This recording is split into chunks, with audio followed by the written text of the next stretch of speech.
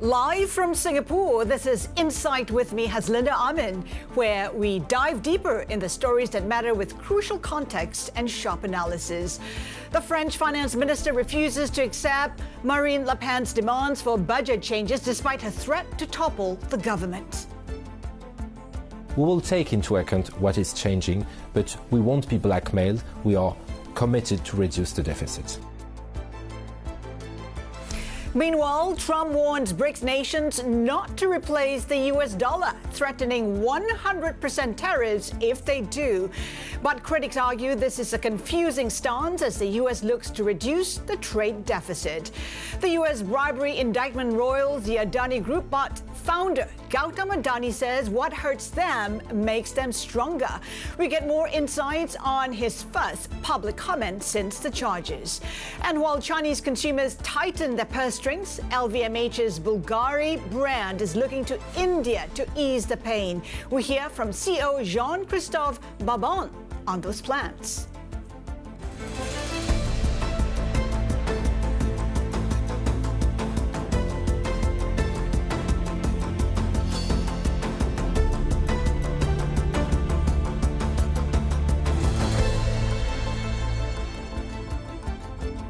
Our top story, French Finance Minister Armand tells us exclusively the government will not accept artificial budget deadlines from far-right leader Marine Le Pen. That's after Le Pen gave her strongest indications yet that she'll topple the administration as soon as this week. This government, in the last week, has clearly demonstrated its willingness to ensure that France could have a budget through evolution in the budget. And let me remind also that the parliamentary debate is still ongoing, and we have to wait until the end of this debate. But as you said, France is at a critical time. We have the arguments, we have the fundamentals. We have a perspective to reduce public spending and to cut borrowing, which is very important for France, but for Europe as well. So let's remind the political leaders in France that we have a common responsibility, and that this common responsibility includes voting, adopting, passing a budget. Does that mean there's going to be more compromise, more concessions before Monday night, which is the deadline that Marine Le Pen has given you?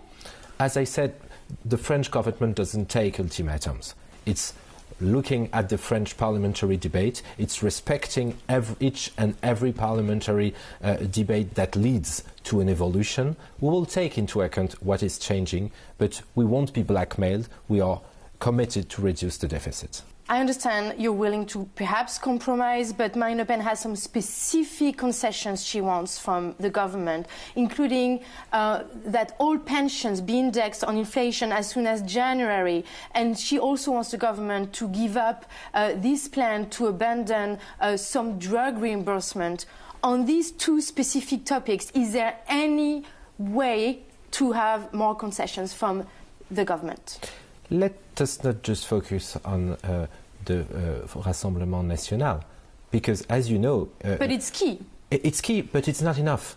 And as you say, for a vote of confidence to be adopted at the French Parliament, you would need to have the Socialist Party, the left parties, to vote with the far-right parties. So it would not only be the responsibility of Marine Le Pen's party, it would also be the responsibility of French socialists, French ecologists, people who are willing to oppose to Marine Le Pen, to vote together. It would be a very bad signal politically and economically for these countries, for our country, and for these parties who are saying and claiming that they could stay government parties. Does that mean you're trying to negotiate with the Socialist Party, not the National Rally?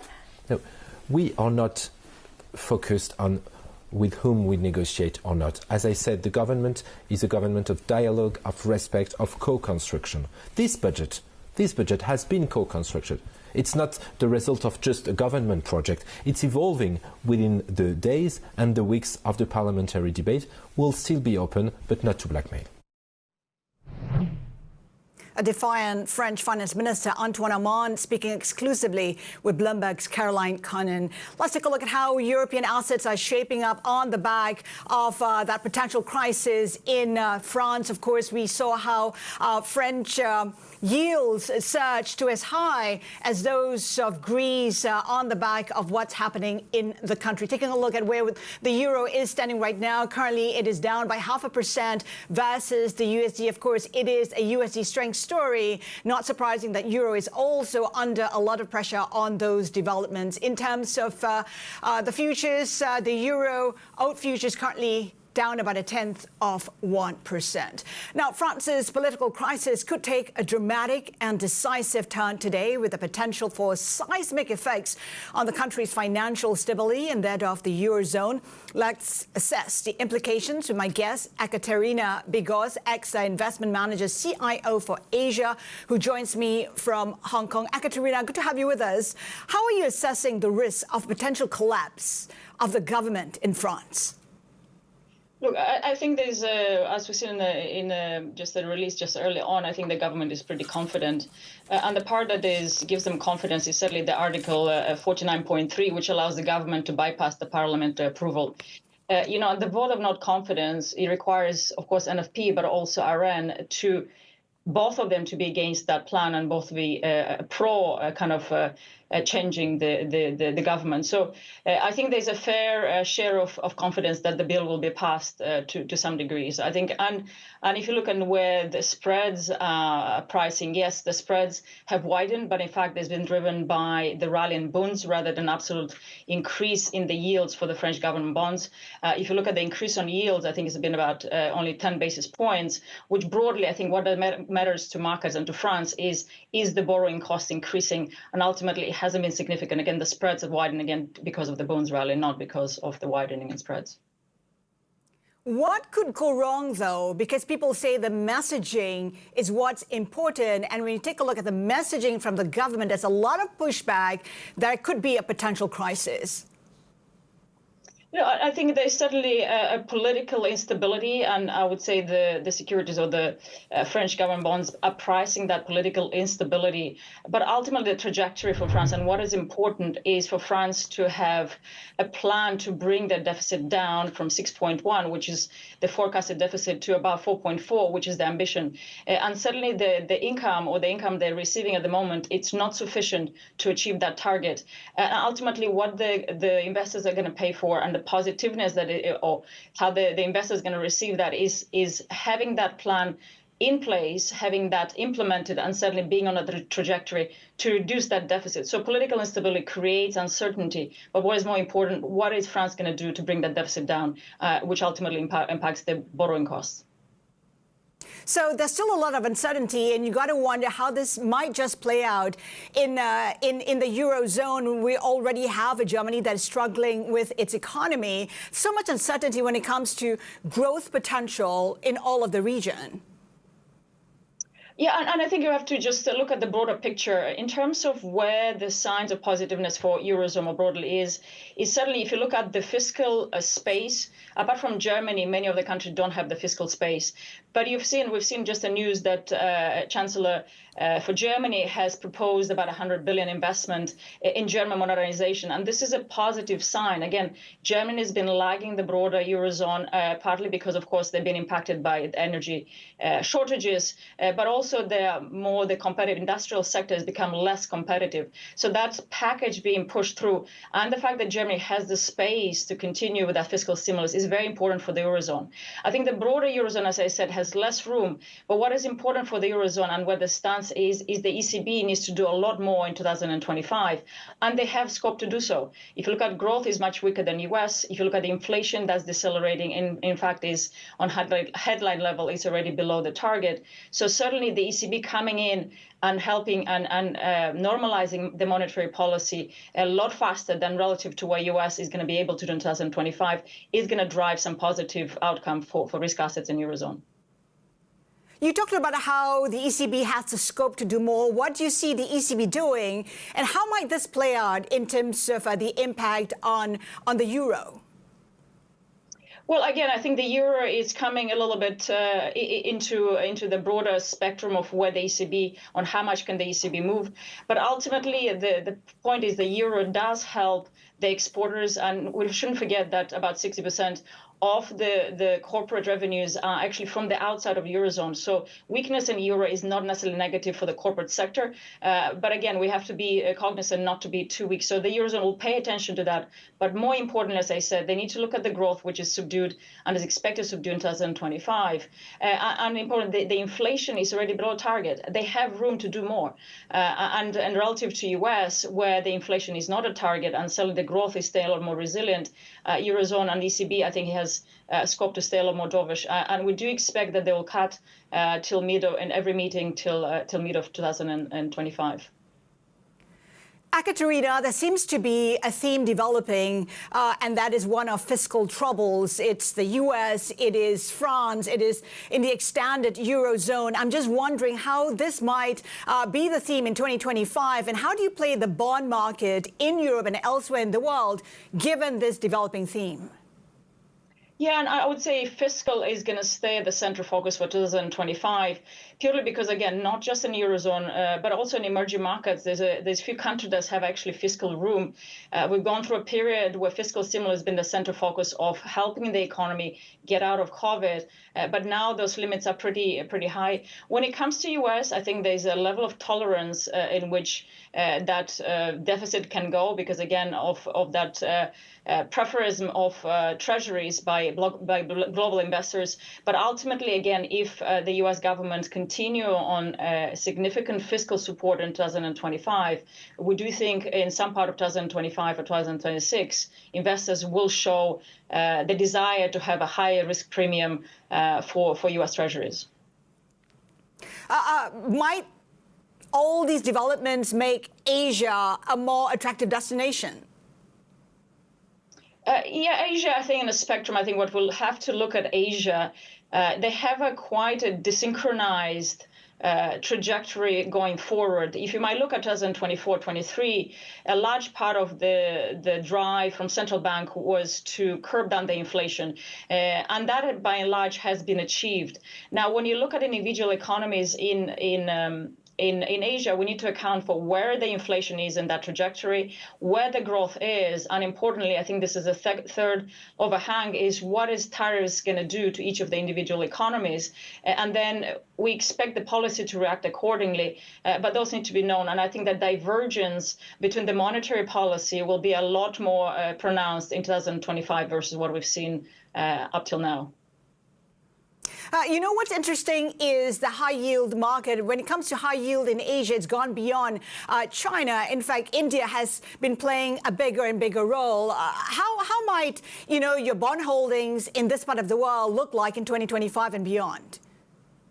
No, I think broadly, and I would say we'll talk a little bit about the high yield in the later part, but I think broadly credit for Asia, we have a way into assessing we look at 4 different parts, and when we assess kind of the attractiveness of an asset class, we look at macro, we look at valuations of fundamentals, we look at sentiment and technicals. And as I said, from the macro perspective, I think there's a little bit of a divergence across the economies, but broadly, I would say relatively constructive, not as strong as we've seen in 2024. Now, if you look at fundamentals, I think fundamentals are staying fairly resilient, but we need to be cognizant what are the potential risks of the tariffs. The part that is supportive for the Asian credit specifically is that a lot of the issuance are quasi-sovereign, which are expected to be stay kind of fairly constructive with that fundamental lens. And then we have the sentimental and technicals. The technicals are driven by the fact of where the demand and supply is. And as much as you say that demand has been relatively flat, the supply has been actually trending downwards. So we've seen less issuance in Asian markets and less issuance in high yield markets. So broadly, I think the search for yield, and this is not just a story for Asia, is going to drive technicals in 2025, where again, search for yield will support asset classes that are yield generating or carry generating. Ecaterina, hang tight. Ecaterina Bigos, CIO for Asia ex-Japan Core Investments at AXA Investment Managers. Now, still ahead this hour, we're talking luxury spending in an exclusive interview with Bulgari CEO Jean-Christophe Babin, who's looking to India to ease the pain of the slowdown in China. Keep it here with us. This is Bloomberg.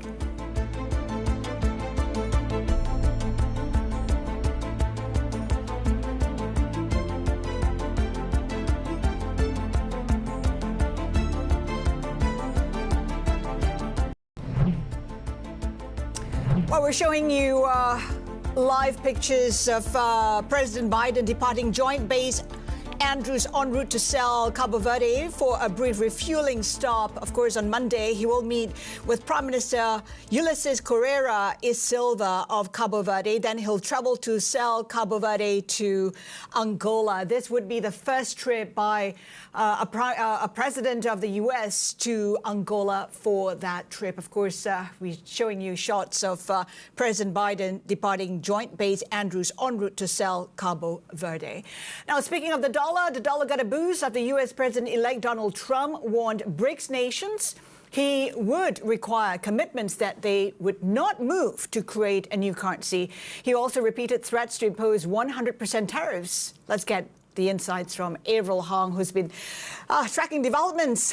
What's Trump saying now? Yeah, I mean, I think he's essentially reiterating the messaging that he's had on the campaign trail for countries to use the US dollar, otherwise face penalties of sorts. In this case, it's the 100% tariffs. And some of these sources that have been speaking to Bloomberg suggesting that that could extend beyond levies. So could also include export controls, currency manipulation charges. And the message more recently by the president-elect is focused really squarely at the Brics nations, Brazil, Russia, India, China, South Africa, to name a few. So ultimately, what he wants is for them to use the greenback, continue showing their commitment to doing so, otherwise face harsher penalties of sorts. But what's really interesting is also how analysts have already pointed out that the Trump agenda on this is diametrically opposed. You cannot call for the reduction of trade deficit at the same time the growing dominance of the US dollar just doesn't work like that. That's right. It's pretty conflicting. But the question really is whether there is a real alternative to the dollar. We've been talking about, for example, yuan internationalization, but is it really gaining traction? That's a big question mark. Yeah, I think that's why, even though you've been seeing China making inroads of sorts in getting the use of its local currency up there, this is something that's coming at the expense of other local currencies. It's not coming at the expense of the greenback. And I think one of the really interesting anecdotes we've heard recently at a Brics meeting in Russia is how organizers have been telling or had been telling some of the attendees, bring euros, bring US dollar, because your non-Russia cards are just not going to work here. So that was really interesting to see, and I think that kind of speaks volumes as well. And also we see how the international system is really this cross-border payment system that would give the greenback, the US dollar, an edge for decades to come. So I hope that answers your question, Has. Avril Hong, thank you so much for that. We have to keep monitoring, right? I mean, we talk about alternatives to the dollar for a very long time. We've yet to see that. Speaking of currencies, especially in this part of the world, let's take a look at how the yuan is doing right now. The yuan dropping to its weakest since July, heading towards a one-year low. Of course, it is a strong dollar story. We're taking a look where the dollar is trading. It is up by almost 0.5% right now as we speak. So it is not surprising that Asian currencies, in particular for the yuan, is feeling that impact. Of course, this is also an economy where the recovery is pretty much a lackluster, awaiting that massive stimulus. But we've been waiting for that stimulus for a very long time.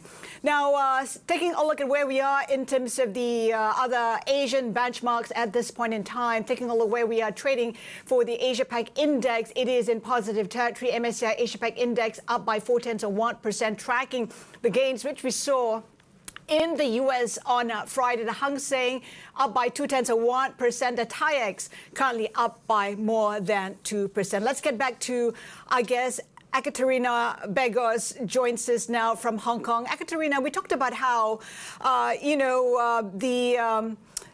the Trump administration, Trump himself, has been, dispensing with a lot of headlines. How are you reacting to the latest that we've seen so far about the BRICS nation needing to use that dollar? Yeah, and I think this that we move from this uncertainty of political uncertainty to policy uncertainty. Obviously, we didn't know who was the incoming administration. Now that we know it, I think there's a lot of emphasis around what are the policies. Again, we know the policies, what they're going to be, what is the scope and the scale of those policies. And certainly a lot has been voiced pre-elections and pre-outcome of the elections. But now we've seen some indications of where that direction of travel is going to be. And certainly an implication where the US wants to stay at a center focus of benefiting from obviously higher tariffs and trying to fill some of the fiscal gap that we just talked about through the tariff policies. And we know that some of the voicing of those tariffs have been focused on China, but most recently, again, the emphasis has shifted on Mexico and even Canada. So the implications are not just for Asia, but I think more broadly. In terms of dollar, I think the presence of dollar and the dominance of dollar across the global markets is unlikely to shift. This is, again, there's no alternative or liquid alternative at this stage that can replace the dollar. Ecaterina, given this very challenging backdrop, how do you position what's the right strategy to adopt? You say carry on with carry. Explain that. Yeah, and I think that when we look at 2025, we are entering, as I said, an environment where policy is going to drive a lot of that uncertainty. So what investors need to think is which asset classes give me an inherited carry or an inherited, let's say, downside cushion. And credit is in that position where you have a natural yield, which we haven't seen for the last decade, and we haven't seen, again, and relative even to equities that stay fairly attractive. So staying invested with that carry, harnessing that carry, I think, is a theme for 2025. And the important part is, in an environment where growth is expected to stay resilient, particularly in the US, but more broadly because of that US resilience, credit will stay constructive, credit will stay. And the biggest risk for credit is downside to growth. And at this stage, that is not in the horizon. So staying constructive on that, I think, is very important. And of course, when it comes to Trump, we're expecting policy changes. How do you play the ongoing themes of perhaps, diversification of supply chains and tariffs? Yeah, this diversification ultimately, when it comes to tariffs, and we've seen in a previous trade war, I think some of the strategic areas will certainly be dealt with extra caution and understanding where some of the sensitivities are, because a lot of these supply chains are quite hard to shift, particularly in places like Taiwan. The fact that Taiwan is still the dominant manufacturers for chip, as much as the ambitions of the CHIP Act is to reshore some of those back to US, we've seen TSMC opening factory in Japan to diversify those supply chains. The matter of fact is that for high-performance chips, Taiwan is still going to stay the main provider. So again, that diversification and how we deal with those will be very strategic. And I think more broadly, any parts that are expected to harm the consumer in the US, and we've seen in the previous measures or tariffs that have been imposed, some were dealt with exception, again, not to harm the consumer too significantly. There was particularly on consumer electronics that were exempt from those tariffs. So as much as, again, the headline numbers and some of the messaging has been quite harsh, I think broadly the expectations are that there will be some room to negotiate, and some of them be used to drive outcomes in favor for the US. Ecaterina, thank you so much for your insights today. Ecaterina Bigos, Caixin Investment Manager, CIO for Asia. Now, we've been talking about that strong dollar environment. The dollar is up about 0.4% as we speak, putting a lot of pressure on Asian currencies. The yen is currently 150.72, and the Chinese yuan at 727.66. Of course, bear in mind that Trump did warn the BRICS nations about keeping to the dollar. Do not look for an alternative, or you'll be slapped with 100% tariffs. Up next, my exclusive interview with Bulgari CEO Jean-Christophe Babin will discuss the outlook for luxury spending in key markets like Japan as well as China. Keep it here with us. This is Bloomberg.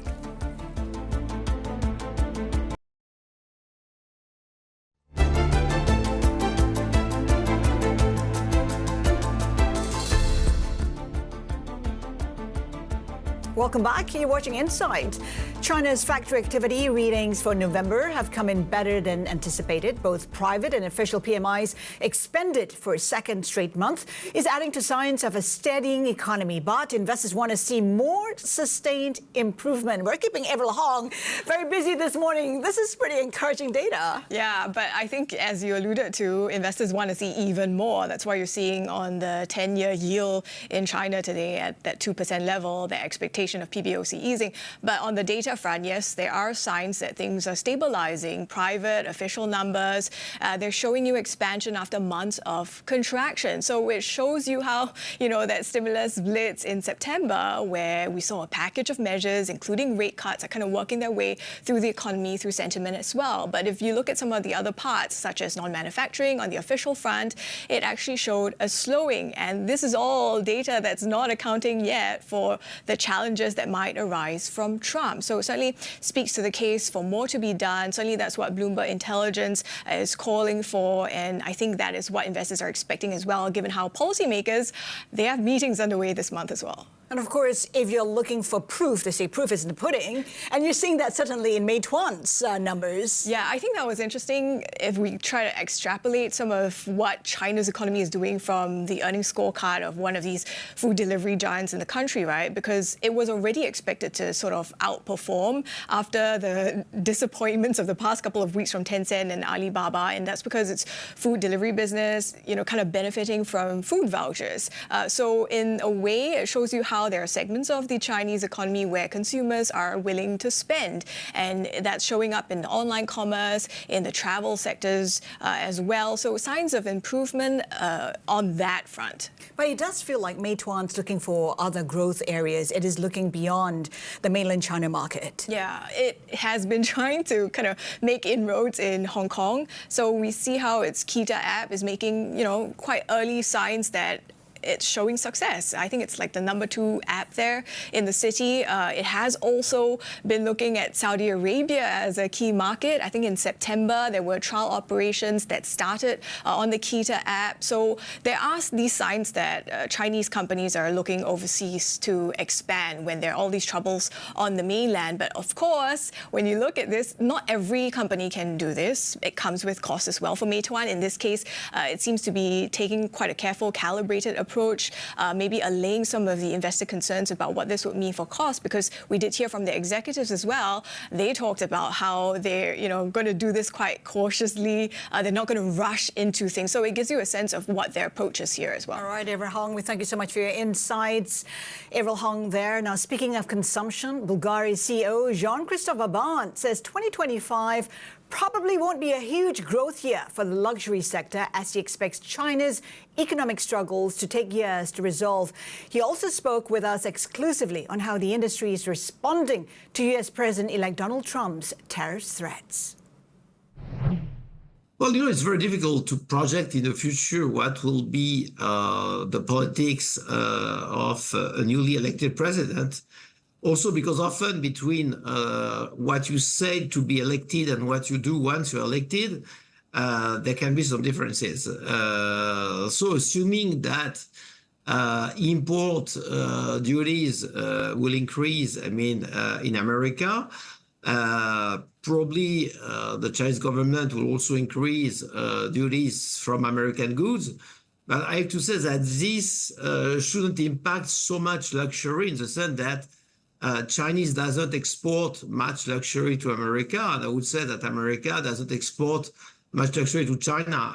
As you know, luxury is mostly a Franco-Italian business. I exaggerate a bit because I'm Italian, so but most of fashion and high luxury is Franco-Italian, and insofar, those two markets, those two countries, have maintained a good relationship with China, and I see no reason why. We would be penalized next year to export to China, or why we would prevent China to export to our country. So again, we have to be very careful in our statements.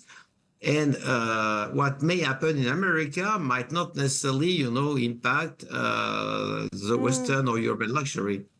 So in terms of demand growth, what are you anticipating? How do you think sales will be for 2025 for China? You know, again, well, China, I think when you have a crisis which is based partially on real estate, but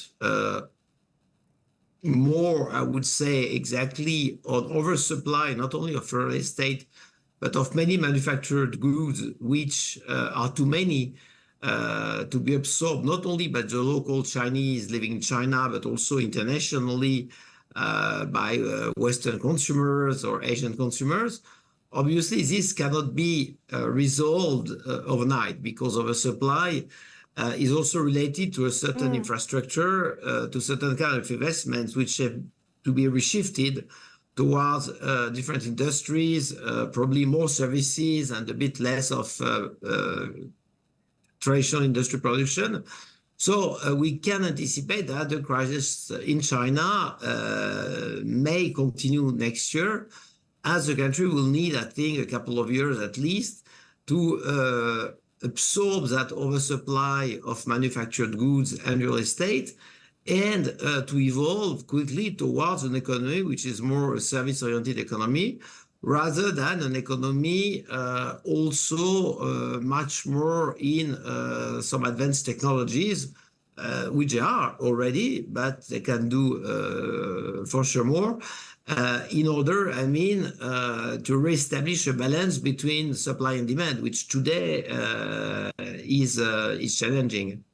Jean-Christophe, are you then looking at opening more stores in mainland China in 2025, 2026? What's your expansion plan? In Greater China, generally speaking, we have about 50 stores. So I would say it's quite a solid network covering the main cities, the main malls in rather good location, I have to say.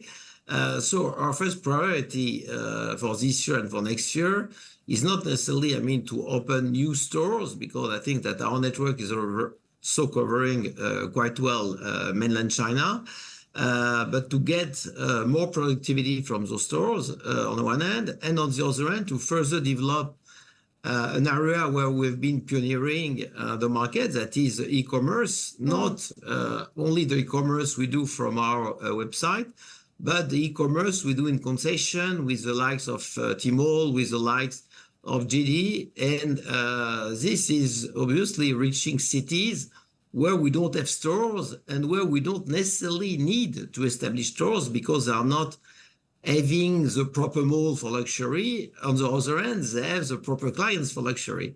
And so obviously e-commerce is a smart way to reach those clients, to make them enjoy the Bulgari experience without necessarily having a boutique in each and every city of China above 5 million people. In terms of the other markets in Asia, like India, like Japan, where do you see sales headed? How optimistic are you that these markets will continue to grow? Well, those markets have grown a lot this year and last year. I think India, for sure, is not yet, I mean, the new China. It's a long way to go, but at least the fundamentals in India are extremely strong. I mean, the GDP growth is very positive. The demographics in India are very favorable compared to Western countries or China, where population is aging. And there are a lot of investors now in India understanding that luxury can be, as a landlord, something very profitable. So with an outlook with more luxury malls to come in the coming months or years, which will propel India, if not in the top 3, but probably in the top 5 or top 8 markets worldwide. So there will be for sure a lot to get from India, and a company like Bulgari has opened already a new flagship in Mumbai this year. We're expanding our footprint on the Indian market in secondary cities with watch retailers. And we have been the first luxury brand to go directly in concession with Tata Click. Tata Click is a bit the Tmall of India, with a very broad reach of secondary Indian cities. thus allowing us to reach again Indian clients desiring our jewelry, our watches, even though in those cities we have no short-term plan to establish a boutique, just because there's no mall really yet in those boutiques. So we see India actually positively, all the more that we are working together with Priyanka Chopra. She's probably the most aspirational and famous actress in India nowadays, not only, but she's also a jewelry lover, advising us to provide our jewelry with a twist of India, which resonates very strongly with the Indian client emotionally. And for Japan, we have on the one hand, a growth on the Japanese locally. I think the new generation is really today somehow rebelling against a sluggish destiny, which was more or less the history of Japan up to 5 years ago.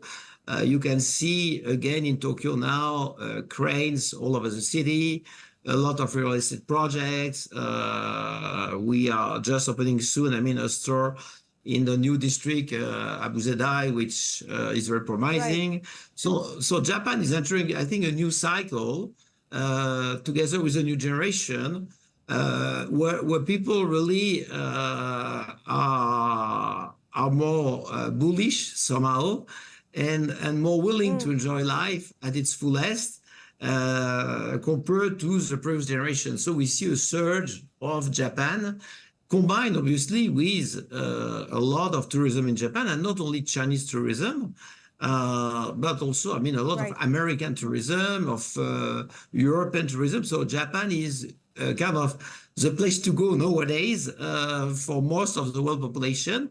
And it's not only yen related. The yen, we know, is quite weak, but also because it's a wonderful country. In terms of hospitality, you even have a Bulgari hotel. So it says long about how good it is to go there.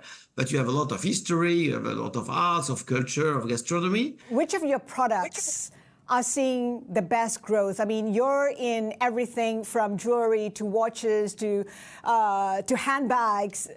Which products are selling the best for you in terms of the luxury goods that you're selling? Well, for Bulgari, it has been a year, I would say, of high jewelry and high-end watches in terms of growth category with the highest growth rate. And we still have some events, till the end of the year, so it makes me optimistic. Then it has been a year, I would say, also very much driven by Serpenti, which is one of our icons. From regular jewelry to high jewelry, it's becoming really more and more, a key symbol of Bulgari, and it is globally attractive to clients, which is rare because often some icons can be very popular in one geography and a bit less in another one. So Serpenti has been driving our business, but not only in jewelry, but also in watches, recording their best year ever, and in handbags, which you were mentioning. So those have been key drivers. From your perspective, what then would be the biggest risk for the luxury market for Bulgari in 2025? The main risk is to be pessimistic, because if you are pessimistic, you start to slow down your creative and innovation process. You start to lower your investments, and then you create yourself, your own erosion. So I think we have to continue to be optimistic, because 24, again, I repeat, has been and will be negative for several brands, and we know which ones already, because what's announced at the third quarter won't be necessarily very different as the fourth quarters. But I can tell you that others, and not, the smallest one, are growing or are stable versus last year, which again, I repeat, being last year the best ever year for the luxury, is not bad at all. So 25 probably won't be a huge growth year, because we still have to absorb some further economic Chinese slowdown before Chinese bounces back. On the other hand, as we did in 24, there's no reason why we don't continue to grow in most of the other geographies. Bulgari CEO Jean-Christophe Babin speaking with us exclusively, and he talks about how he's betting big on India, the Indian market, to counter the slowdown in China. Speaking of India, we're counting down to the Indian market open coming up in just under 1 minute. Of course, this is a trading day on the back of that slowdown in growth that we saw in India. GDP coming in much lower than anticipated. It came in about 5.4% versus the RBI's own target of 7%. So we're seeing that slowdown in India's economy. It is the slowest pace in almost 2 years, and it's led to expectations in the markets that we'll see perhaps a rate cut by the RBI sooner than anticipated. The data prompting economists to downgrade their GDP growth forecast for the year, some predicting growth as low as 6.4%. Of course, this is an economy that's gone, has exceeded growth expectations, initially going as high as 8% at one point, but now we're seeing growth slowing down somewhat. And of course, we're seeing some impact in the market already. India trading in negative territory, Sensex down by 0.4%. The other benchmarks in India also in negative territory. India's rupee trading at 84.5988. It is a strong dollar story. We have the Indian rupee down about 0.1% in line with the rest of Asian currencies. Again, we're tracking the Indian market. We're also tracking the Adani stocks. Gautam Adani speaking for the first time since his first public comment since being indicted in a $250 million bribery scheme, saying that he's denied that anyone in his conglomerate faces U.S. charges and that his company will come back stronger on the back of that indictment. Adani Enterprises currently up by 0.9%. Still to come, we'll have more details on Gautam Adani's first public comments addressing the U.S. charges against him. We'll be live from India. Keep it here with us. This is Bloomberg.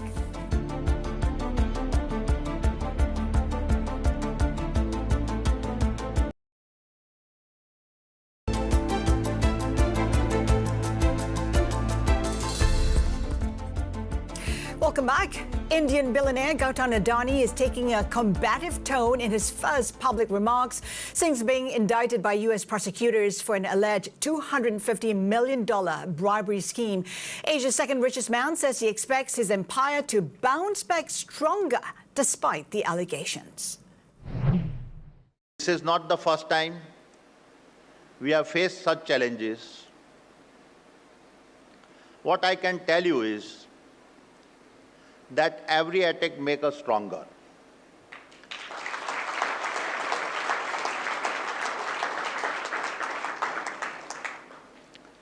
And every obstacle becomes a stepping stone for a more resilient Adani Group. For more, let's bring in Bloomberg conglomerates reporter PR Sanjay. He joins us now from Mumbai.